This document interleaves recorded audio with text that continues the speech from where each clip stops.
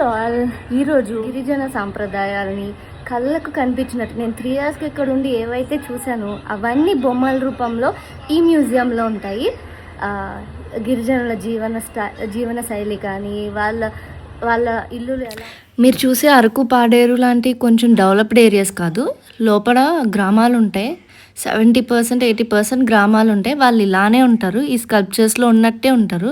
ఇలా పుట్టకుక్కులు అంటారు వాళ్ళు. ఈ అడవి తేనె ఇవన్నీ వాళ్ళ జీవన ఆధారం అనమాట.